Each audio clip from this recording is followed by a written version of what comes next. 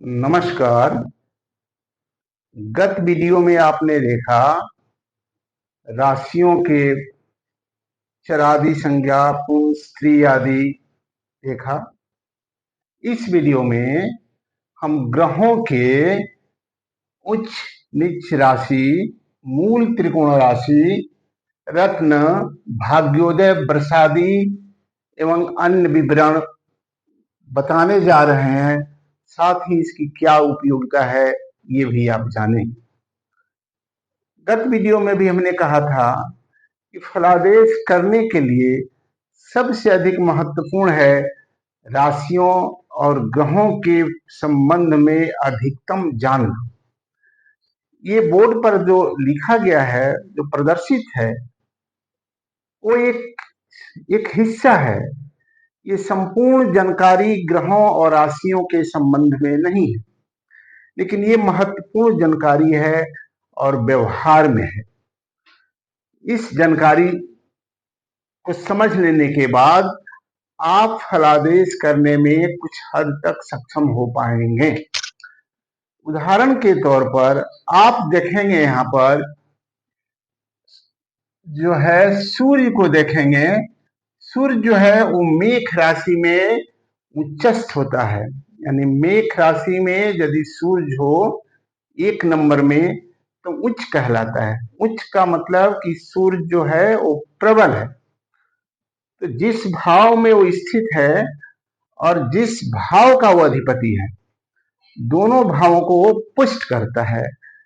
जैसे सूर्य यदि मेष राशि का सूर्य 9वें भाव में हो जाए भाग्य स्थान में, तो जातक भाग्यशाली हो जाएगा। अनेकों अवसर उसको बिना प्रयास के मिलते रहेंगे। किंचित प्रयास से वो सफल हो जाएगा और प्रकृति का सहयोग उसको हर कदम पर मिलता रहेगा।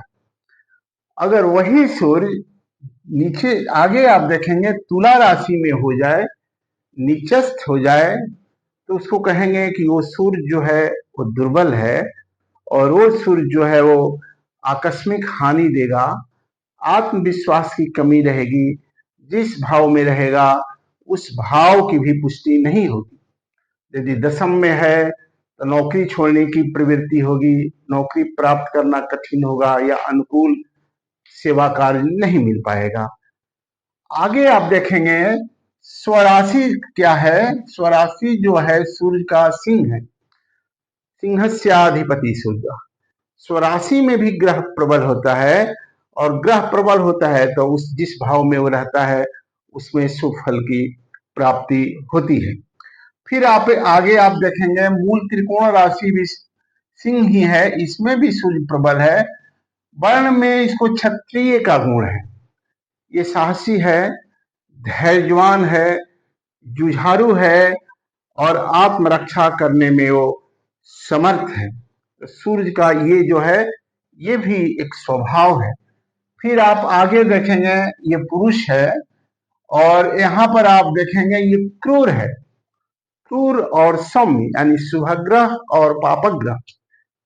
तो यहाँ सूर्य जो है उसको भी पापग्रह और क्रूर ग्रह मानते हैं।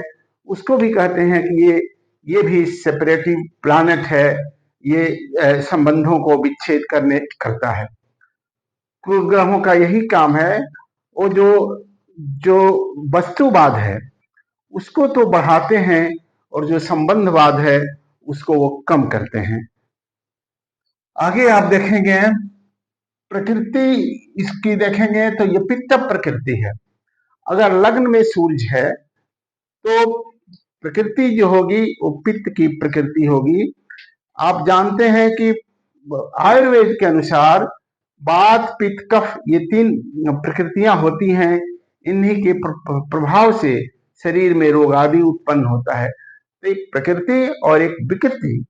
तो प्रकृति जो है वो पित्त है। अगर ये प्रकृति दूषित है तो पित्त प्रकृति से उत्पन्न होने वाले जो स्वास्थ्य बाधा है वो उत्पन्न होती है। आगे चलेंगे, इसका रस कैसा है तो कटु है। तो जिन लोगों का सूर्य दूसरे भाव में या अन्य खान पान को प्रभावित करते हैं तो उन लोगों को कटु रस खाने का पसंद रहता है, कटु रस खाना वो चाहते हैं। रहते हैं। आगे देखेंगे तत्व इसका अग्नि तत्व है, यानी ये ज्वलन है, जहां ये रहता है उस जगह को वो प्रदीप्त करते रहता है।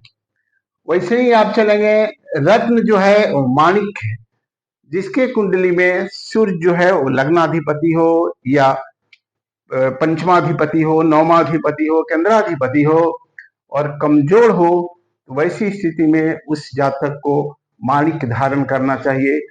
माणिक धारण करने से सूर्य का जो नकारात्मक ऊर्जा है वो समाप्त होकर के सकारात्मक बनता है। उसी तरह से चंद्र का भी आप देखेंगे, चंद्र जो है वो वृषभ राशि में उच्च का होता है, दूसरे नंबर की राशि में उच्च का होता है। चंद्रमा मन का कारक है, यदि ये वृष राशि में उच्चस्थ है तो आदमी मनोभाव मजबूत होता है। जहां ये रहता है वहां ये सुफल दात्री होता है, सुफल देने वाला होता है और उस चीज को वो बढ़ाता है। आगे देखेंगे, अगर वृश्चिक राशि का वही चंद्रमा हो जाए तो चंद्रमा जो है वो नीचस्थ है। नीच राशि का चंद्रमा जहां भी रहेगा उस भाव की अचानक हानि करेगा, तत्काल जो है उसमें रुकावटें पैदा होती हैं। जैसे किसी के अगर चतुर्थ भाव में है तो तत्काल मित्रता उसको छूट जाती है, तत्काल उसको अपना जो जन्म स्थान है उसको भी छोड़ने की संभावना रहती है। ये सूर्य का ये चंद्र का गुण स्वरूप है। फिर चंद्रमा की कर्क राशि अपनी ही है, उसमें भी ग्रह प्रबल होता है, यानी शुभ फल ही वो देता है। अब आगे चलेंगे तो आप देखेंगे मूल त्रिकोण राशि भी वृषभ है, वहां भी ये बली है। फिर वर्ण जो है वो चंद्रमा का वैश्य वर्ण है, यानी चंद्रमा व्यवसायिक गुण है, जिसके कुंडली में चंद्रमा प्रबल होता है, अर्थात वृक्ष राशि कर्क राशि का अगर चंद्रमा हो तो ऐसे व्यक्ति में व्यवसायिक बुद्धि अधिक होती है और जो भी कार्य करता है वो एक प्लान के साथ करता है और उस कार्य में सफल होता है। वैसे ही आप चलेंगे तो चंद्र जो है वो स्त्री कारक ग्रह है, चंद्रमा स्त्री कारक ग्रह है। जैसे पंचम भाव में चंद्रमा होगा तो कन्या संतति की प्राप्ति होती है। चंद्रमा वही अगर सप्तम भाव में है तो पत्नी गुणवान और रूपवती प्राप्त होती है।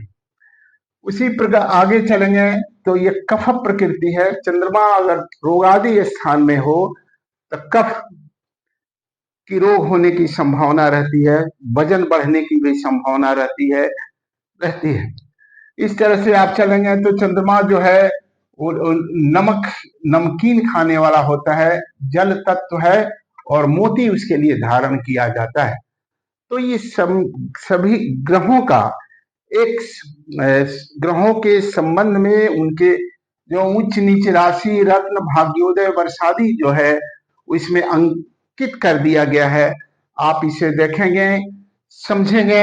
ये आखिर में भाग्योदय वर्ष है, सूर्य जिसका प्रबल हो वो 22 वर्ष में स्वावलंबी हो जाता है। अगर नवम भाव में भाग्य स्थान में है तो स्वावलंबी का मतलब कि वो अपना जॉब पकड़ लेगा, दूसरे के ऊपर उसकी निर्भरता कम हो जाएगी। उसी तरह से यदि चंद्रमा हो तो 24वें वर्ष में, मंगल हो तो 28वें वर्ष में, बुध हो तो 32वें वर्ष में, गुरु हो तो 16वें वर्ष में। हर ग्रहों का एक भाग्योदय वर्ष है।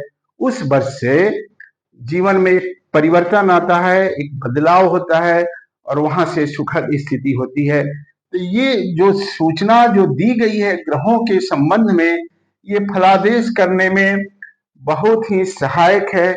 इसे समझना चाहिए और स्मरण में रखना चाहिए।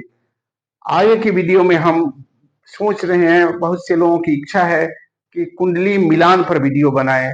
मैं प्रयत्न करूंगा कि अगला वीडियो कुंडली मिलान मिलापक पर बनाऊं।